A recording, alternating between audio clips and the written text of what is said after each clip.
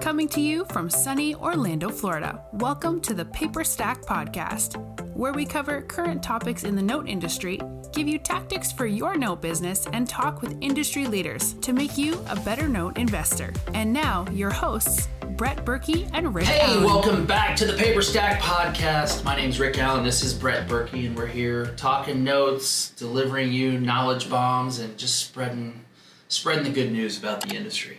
That's right. How you doing today? Hanging.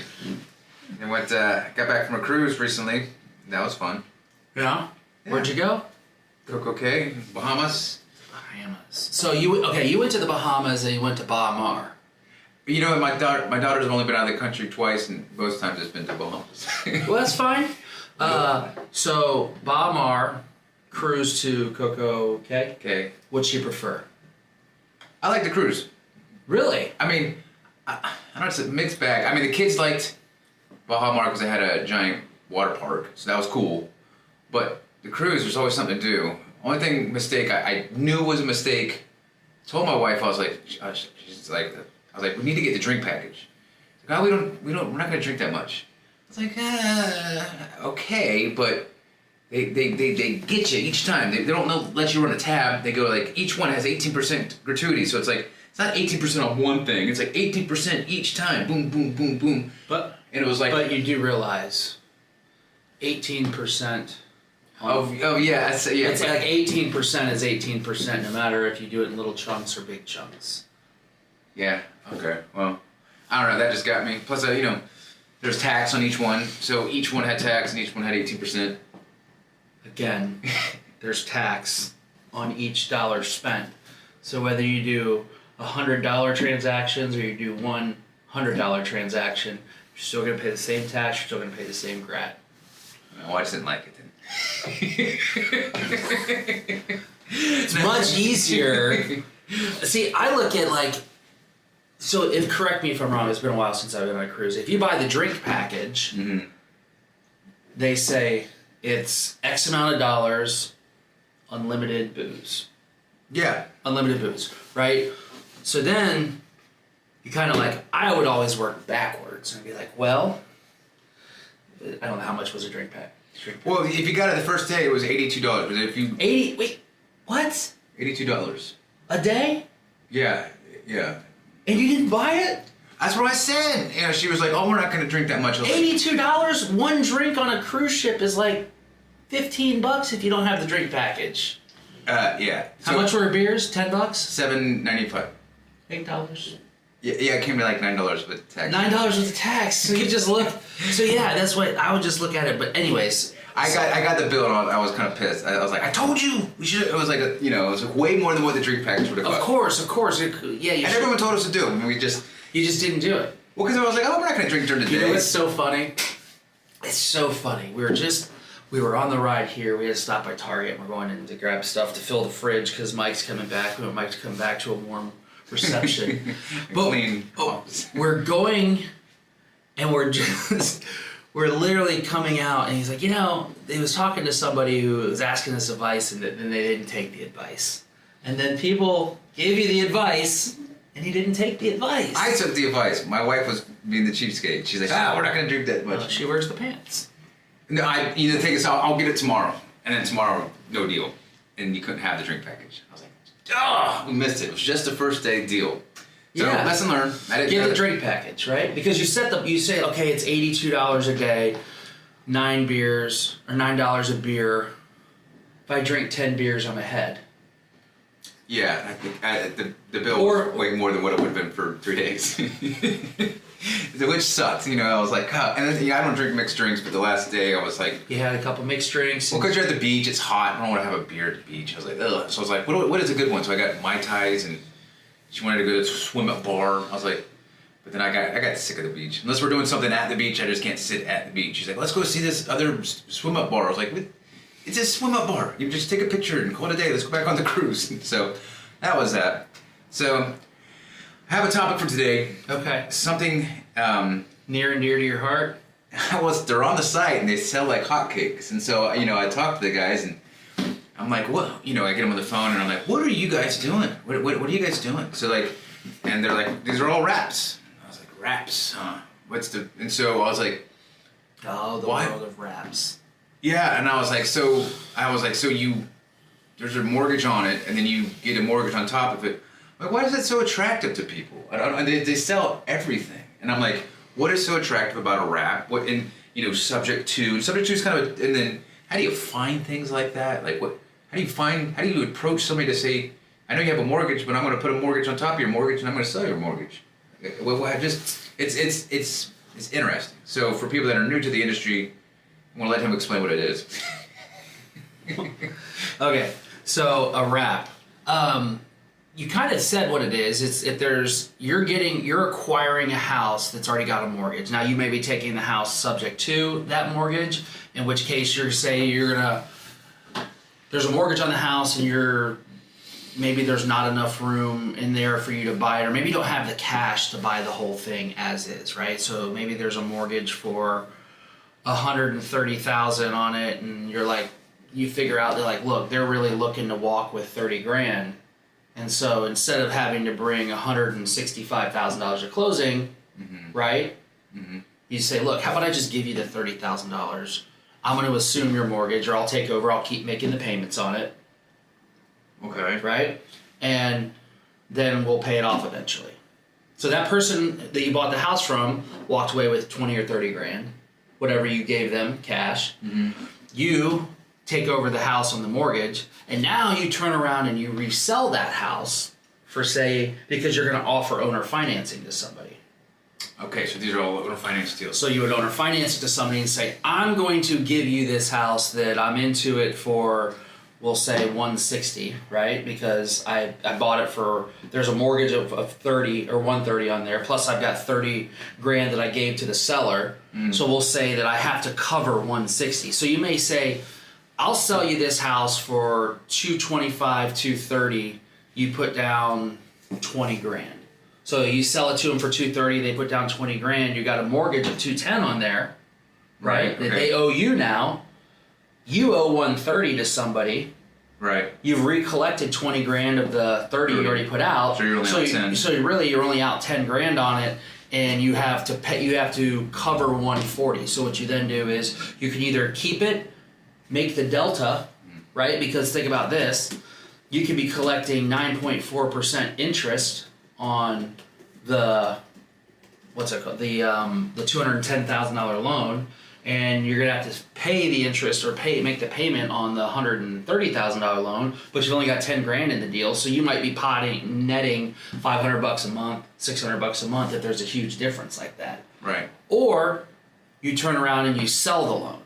Hold on a second. So if I'm the assumed lender. Who are you? You're the person that I went to you and I bought. Hey, here's $30,000. I'll take over your mortgage. Am I paying like Penny Mac, or am I paying? You're still gonna pay their mortgage. So they're paying Penny Mac. I'm just taking. I'm paying Penny Mac. You're Penny Mac.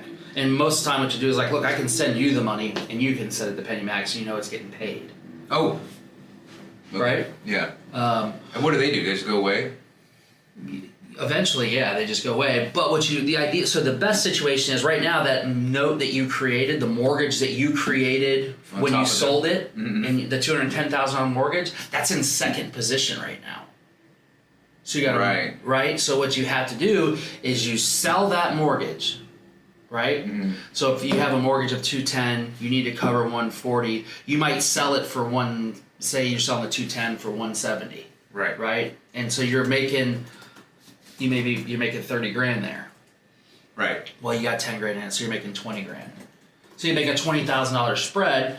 What happens is, what you're supposed to do is you're supposed to pay off the underlying lien. You're supposed to pay off the underlying lien, and then your mortgage becomes the first position mortgage. So whoever buys it's getting a first position mortgage. Very important that if you're buying a wrap, you're using a company that's, an escrow company or a title company or a lawyer who's going to pay off that. Make sure that loan gets paid off. So they had the loan for the 160. When the person buys the note at 210, so how it's done on our side so far is that we'll get a payoff. A payoff, and we get a satisfaction mortgage. Yeah.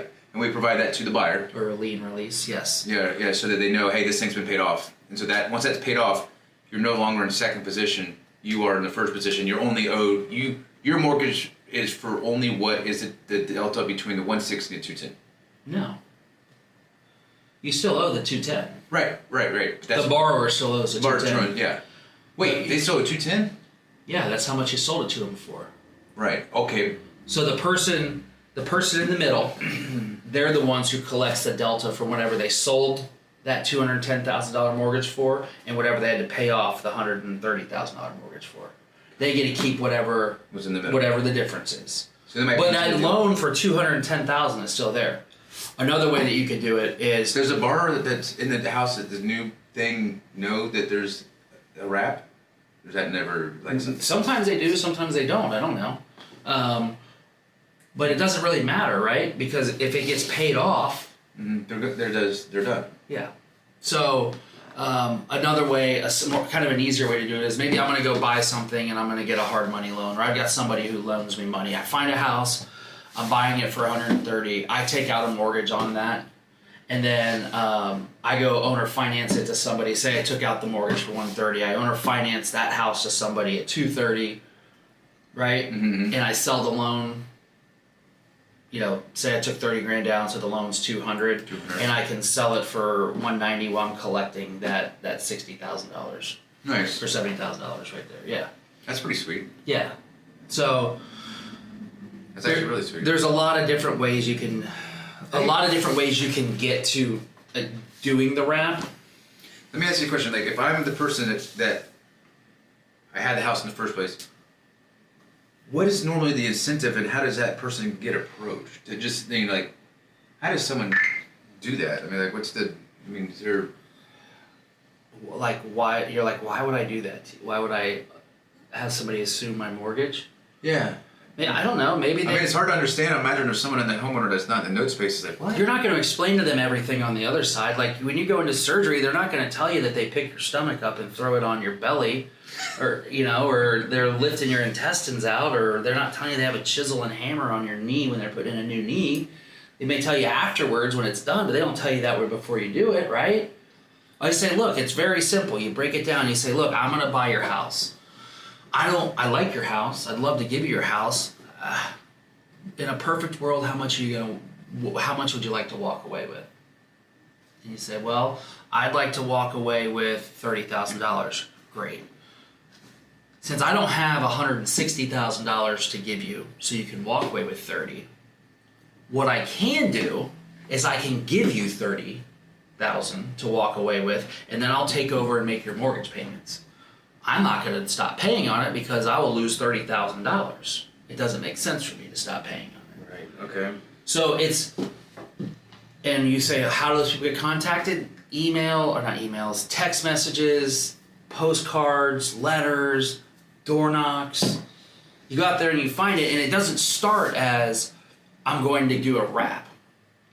Like, that's what it doesn't start as that, usually. Usually what it starts as is, hey, I'm interested in buying your house. Mm-hmm. Okay. Let me either put it under contract or do this. And if it winds up to where, okay, I'm not going to be able to wholesale this thing, I got to find another way to skin the cat to make some money off of it. Would you be happy taking $30,000 now, and I can turn around and take over your mortgage and run the gamut that way? Interesting. Who stays on the mortgage that part? The person that you're buying the house from. So sometimes you have an assumable mortgage. There's clauses. It's not as common now, but there's clauses within the mortgage that somebody can actually assume their mortgage. Their name goes onto the mortgage. That borrower's name that was on there comes off. Mm-hmm. But typically, what happens in a wrap is I'm just going to wrap it, and you're going to stay on the mortgage. I'm going to pay it. It's going to build your credit. I'm not going to stop paying because I'll lose $30,000. You get it? Yeah, that's interesting. Is there ever the time that someone's taken that to live in themselves, or no? Maybe. Really?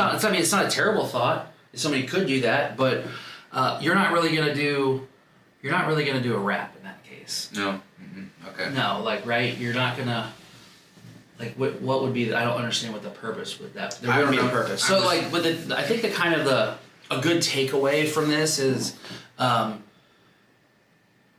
it's a tool in your investor tool belt. You know, Right. I hear that so cliche, but it is really true. It's like you get in there and you're like, okay, I've got this investment, I've got this property. How can I make money off of it? How can it be a successful investment? And there's so many different things you can do with it, whether it's taking it subject to, whether it's you're going to wholesale it, whether it's I'm going to buy it outright cash, originate owner financing, or I'm going to buy it subject to, originate owner financing. There's just a lot of different ways to do it, and not every deal is the same. So if you can get into a deal and you know that, hey, I know really no matter what, as long as I'm getting it at a fairly good price, I'm going to be able to make some money on it and get out of it and move on to the next one. That's interesting. So I mean, there's so many different tools. You got the wholesaling, subject to, wraps, notes. There's a lot of different ways. There's a lot of different things you can do, and a lot of times you're not doing just one, right? This one's involving a wrap You're process. doing a wrap. You're selling the loan. You're acquiring the real estate. So there's a lot of different moving parts, and you can take. Okay, I can use this tool and have this exit, or I can use that tool and have this exit. That's cool. So it's all just getting education and knowing, okay, learning how to use all the tools. And you can learn, that's why there's so many different niches out there, and people most time will jump into a niche and that's the niche they're in. Right. But when you can go from, if you learn a bunch of different niches, then you can take them all together and have a successful investment. That's pretty cool. Yeah, it's a pretty cool course. It's actually free. They give away so much information. It's on Propelio.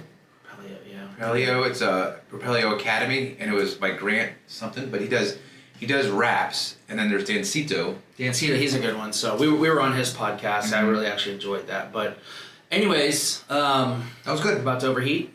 So let's wrap it up. Okay, cool. Well, we're gonna have some more coming up soon as things cool down. So we'll talk to you soon. See ya.